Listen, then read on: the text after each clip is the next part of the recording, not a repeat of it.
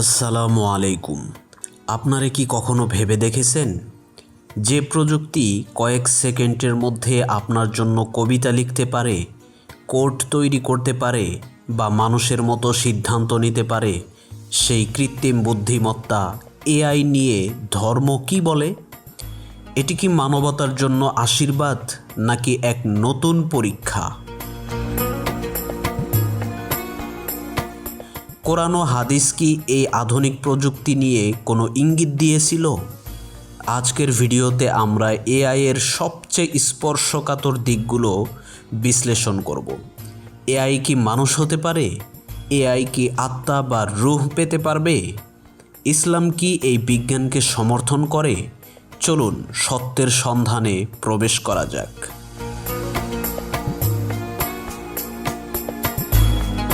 বর্তমানে এআই আমাদের জীবনের প্রতিটি ক্ষেত্রে ঢুকে পড়েছে।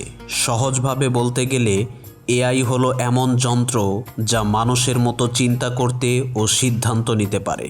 এটি কয়েক কোটি ডেটা সেকেন্ডের মধ্যে প্রসেস করতে পারে, যা একজন মানুষের পক্ষে অসম্ভব। গাড়ি চালানো থেকে শুরু করে জটিল সার্জারি পর্যন্ত এআই এখন মানুষের হস্তক্ষেপ ছাড়াই কাজ করছে। এটি ছবি আঁকছে, গান লিখছে এবং এমন টেক্সট তৈরি করছে যা মানুষ ও মেশিনের মধ্যে পার্থক্য বুঝতে দিচ্ছে না।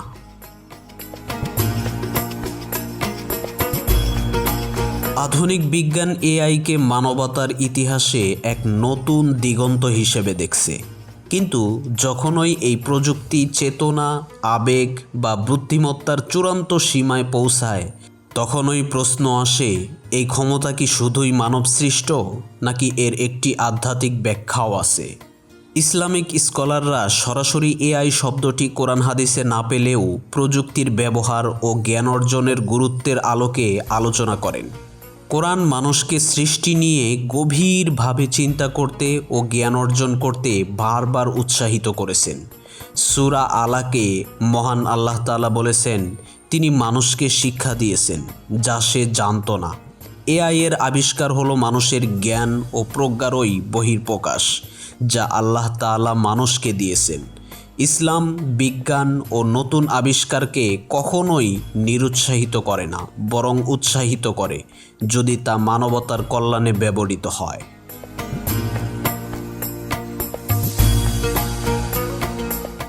এআই এর জন্মদাতা কিন্তু মানুষ নিজেই, আর এই মানুষই হলো সৃষ্টির সেরা জীব, আশরাফুল মাখলুকাত।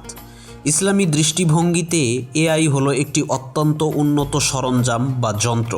কোরআনে নবী সুলাইমান আলাইহিস সালামের উল্লেখ আছে, যেখানে জিনেরা তার নির্দেশে দ্রুত নির্মাণ কাজ করত। এআইকে সেই দ্রুত ও শক্তিশালী জিন বা সরঞ্জামের আধুনিক সংস্কার হিসেবে দেখা যেতে পারে।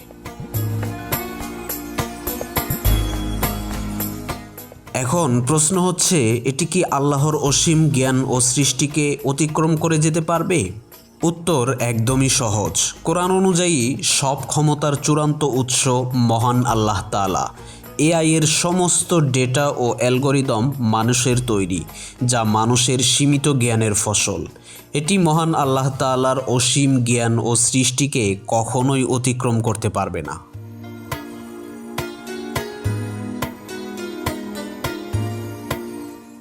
এআই এর সবচেয়ে গভীর বিতর্ক হলো, এআই কি কখনো মানুষের মতো রূহ বা চেতনা পেতে পারে? উত্তর হচ্ছে, ইসলামী বিশ্বাস অনুযায়ী রূহ বা আত্মা হলো আল্লাহর পক্ষ থেকে দেওয়া একটি ঐশ্বরিক বিষয়, যা মানব সৃষ্ট প্রযুক্তির মাধ্যমে তৈরি করা অসম্ভব। সূরা ইসরায়ে মহান আল্লাহ তাআলা বলেছেন, বলো, রূহ আমার রবের আদেশ ঘটিত, আর তোমাদেরকে জ্ঞান দেওয়া হয়েছে সামান্যই।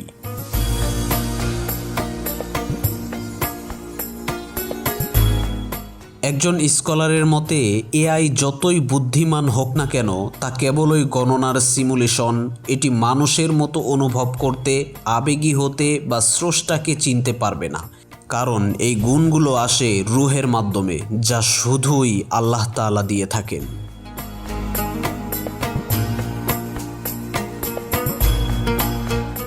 কোরআন হাদিস যেহেতু এআইকে একটি শক্তিশালী সরঞ্জাম হিসেবে দেখে, তাই এর ব্যবহার নিয়ে কিছু নৈতিক প্রশ্ন আসে।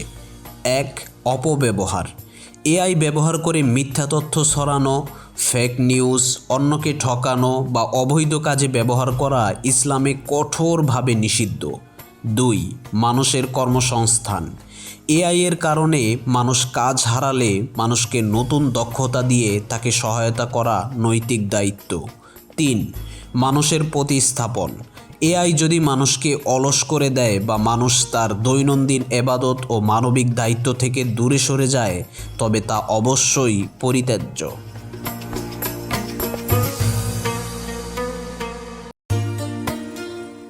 তাহলে চূড়ান্ত কথা হচ্ছে, এআই এর আবিষ্কার মানবজাতির জন্য একটি বড় অর্জন।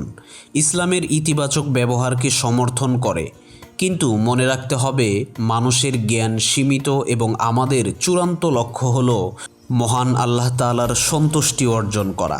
প্রযুক্তি যেন কখনোই আমাদের এই লক্ষ্য থেকে বিচ্যুত না করে।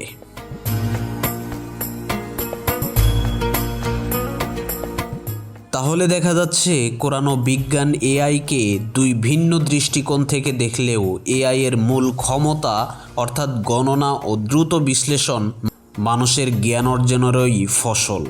আর রূহ বা চেতনার প্রশ্নে ইসলাম ও বিজ্ঞান একমত, এই যন্ত্র কখনোই মানুষ হতে পারবে না। প্রিয় বন্ধুরা, ভিডিওটি কেমন লাগলো অবশ্যই কমেন্ট করে জানাবেন। এআই নিয়ে আপনার যদি কোনো প্রশ্ন থাকে তাও কমেন্টে লিখে দিতে পারেন। পরবর্তী ভিডিওটি আপনি কোন টপিকে দেখতে চান তা আমাদেরকে কমেন্টে জানিয়ে দিতে পারেন। আপনি যদি আমাদের চ্যানেলে নতুন হয়ে থাকেন তাহলে অবশ্যই চ্যানেলটি সাবস্ক্রাইব করে দেবেন।